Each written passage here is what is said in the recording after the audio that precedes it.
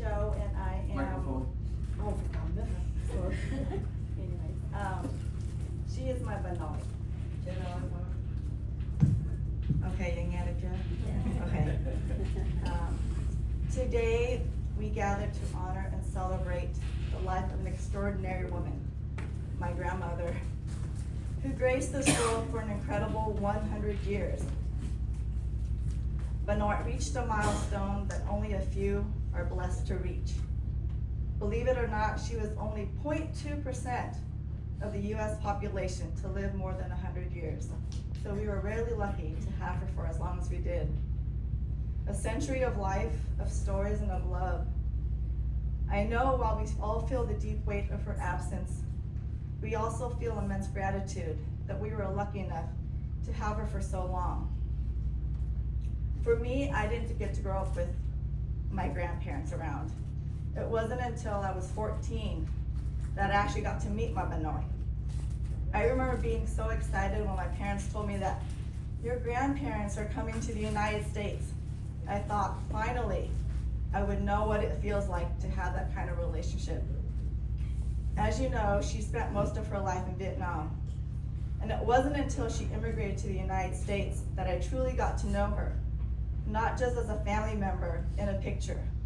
I would now know the voice that went with her face. A strong and independent woman who fiercely loved her family. As you all know, her love language was cooking. If you've ever had one of her Benoit's meals, which I'm sure most of you have had, you know exactly what I mean.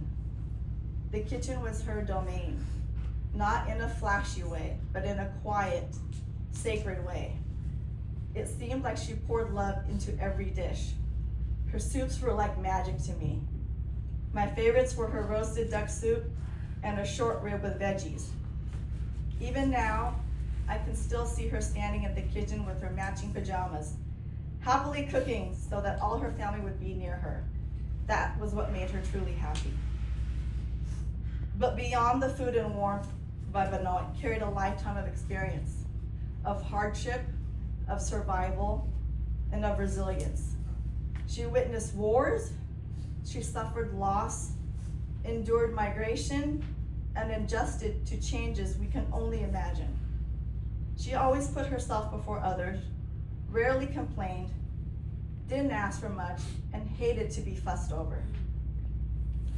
Our family now has an amazing bond spanning multiple generations, one that isn't easily replicated, all because my own Benoit made family their #1 priority. Now I am forced to reflect on this relationship. I will always cherish the quality time I got to spend after she fell and hurt her arm in 2022. As sad as it was to see her hurt and in pain, I now see it as a blessing because it gave me an opportunity to spend quality time with her and repay her with care in the same way she cared for everyone in her life. Many times we would sit together while she ate. She would tell me stories from her life. I would watch her enjoy a TV show on her iPad and marveled at how much the world has changed from her perspective. An iPad must have seemed like magic in her hands. Could she have ever imagined such a thing would exist when she was a younger woman? Yes, Benoit lived a full 100 years, but it still doesn't seem like enough. There's always one more story you want to hear, one more meal you want to taste, one more smile you want to see, one more hug you wish you can have. But even in her passing, she left us full of love, full of memories, and full of quiet strength she carried so gracefully in her life.